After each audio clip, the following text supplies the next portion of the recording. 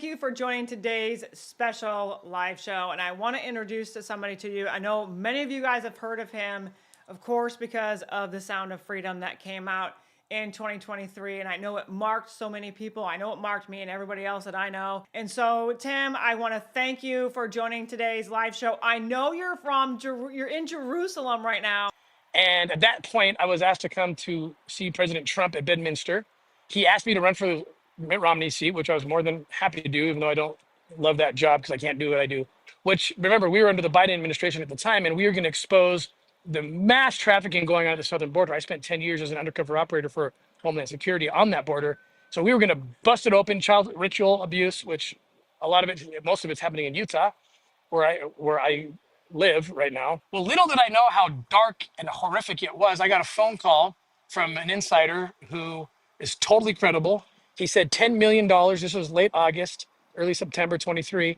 He said $10 million has just been invested. I won't name the group yet because there's a mass conspiracy investigation going on. I'm working with US Congress, multiple entities internationally. This goes from Europe to, this is the biggest conspiracy in US history. I just have quiet for 2 years because I had to play it like an undercover operation. I had to act like I was dead for a while. I was almost dead for a while. So I get a phone call saying $10 million has been sent to destroy you. I said, what's it going to look like? They said a bag of bricks, and that's all they would say. 3 weeks later, it begins from the Mormon church. Okay? Unbelievable. This is the church that I've given my life to. Okay? I have been an active member, served a mission, paid tithing my whole life, wrote multiple books for Deseret Book about American history and the House of Israel and the movements of Israel and how, all sorts of things. And they come out with a defamation to Vice News.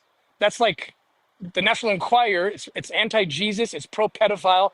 And they sneak a statement, a lie, saying that basically disown me. I've never done projects with them. Total lie. I've done projects that got them over $4 million in my book sales. They said that President M. Russell Ballard, not related, but he's one of the apostles, my best friend at the time, said that he disowned me for doing immoral things. I mean, these guys lied, unbelievably lied. Now, the problem they have, and we'll talk about later, is I had already announced I was running for the U.S. Senate, and I was 80% in the first straw poll. Do you know what happens when a nonprofit meddles in an election? This is not small. This is criminal, allegedly. I'll say allegedly, but we know what it is. It's defamation. It's so many things. And that people that call themselves Christians and represent Jesus Christ could possibly involve themselves in such pharisaical activity. They destroyed my life, and they knew it. They intended to. I lost everything. I lost my job. I had a Simon & Schuster book deal. Lost that. Lost Sound of Freedom too. No one. I mean, I was on the outs with everybody because if the Mormon Church would denounce you, it must be true. Well, it's the ultimate backfire because Jesus. They didn't. Ironically, the Church of Jesus Christ of Latter-day Saints didn't count on Jesus. I wonder often if they prayed before or during this whole thing and said, Jesus, please help us to outsmart you and lie better so that we can not let you uncover the worst thing happening on the planet. You should have on your show a guy named Jason Preston, also a member of the church. I'm sure they're going to excommunicate him soon. Well, they probably won't because I'm being loud now. But they excommunicated me, which basically is them saying, you don't go to heaven, basically telling my wife, while violating every scripture and policy. I didn't get a hearing. I didn't get any kind of counsel. They didn't I had a witness outside. I knew enough to know that he could bail me out of this. No, he can't come in. It was the most cruel, unusual, ridiculous backfire. It's a backfire because they didn't count on my wife, who knows Jesus more than anyone I know, and they didn't count on Jesus himself. And so it's all I can start talking because it's all coming out really soon. It's massive. It's not just the church. It goes far and wide. But the church, you'll see the allegations about satanic ritual abuse that's been going on in Utah for probably decades. Jason Preston of We Are the People podcast, you need to talk to him. He's the expert on it. They knew I was looking into it because I told them. I was naively thinking they would want me to clean out satanic ritual abuse of children that's connected to people in the church. But no, we must be Pharisees. First and foremost, we whitewash the tomb, and dead bones inside. I mean, the irony of this is it's just unbelievable. The day they tried to excommunicate, I say try because it didn't work, because Jesus is king, not them. Uh, but the day they tried to hit me was September 15th, 2023. As you know, the Hebrew calendar changes during the holiday seasons, which we're celebrating here. It's Sukkot right here, right now Yep. in Jerusalem. The whole city's dead. But September 25th, 2023 was Yom Kippur. It was the Day of Atonement, the second day of Yom Kippur. That's the day they tried to hit me.